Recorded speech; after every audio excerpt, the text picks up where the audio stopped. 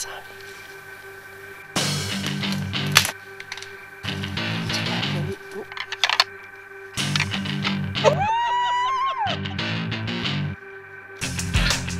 Oh, finish!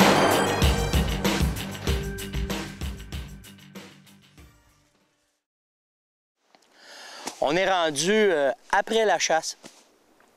Puis ça, c'est un petit truc personnel que j'ai gardé parce que, faut que je l'avoue, je suis un chasseur paresseux. Puis souvent, au printemps, j'ai pas tout le temps de refaire le tour de mes vieilles salines. C'est sûr que quand on commence une nouvelle saline, c'est mieux de la faire surtout au printemps parce que là, le chevreuil est à la recherche de n'importe quoi qui peut se mettre sur la dent. C'est là que les salines vont vraiment être efficaces quand les chevreuils veulent les trouver. Sauf que quand vous avez des salines qui ont déjà produit, une saline de 2 ans, 3 ans, 4 ans, qui est hyper efficace, puis là, ben, on se demande au printemps, on peut-tu y retourner là?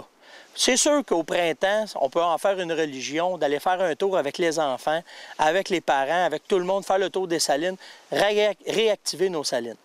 Sauf que souvent, moi, ce que je vais faire, c'est qu'à la fin de ma chasse, quand ma chasse elle est terminée, à la fin novembre, je vais en profiter tout de suite pour mettre du sel.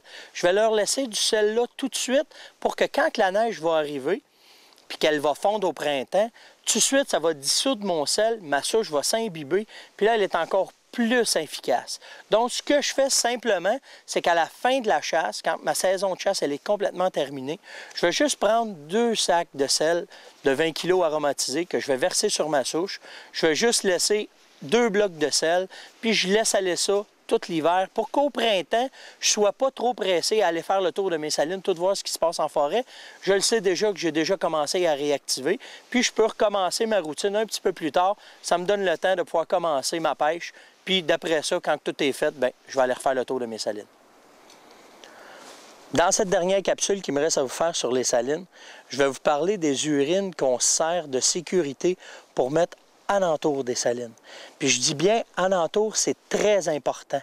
Parce que le cerf de Virginie est un animal très propre, intelligent, puis rarement va aller manger des choses qui sont souillées.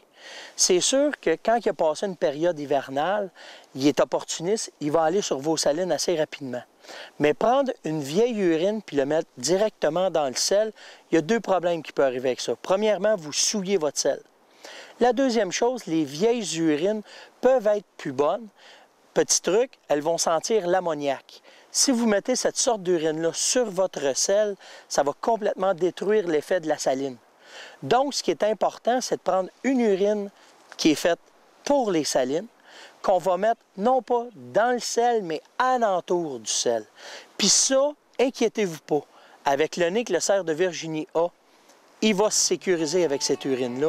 Puis là, vous allez avoir un achalandage efficace sur vos salines.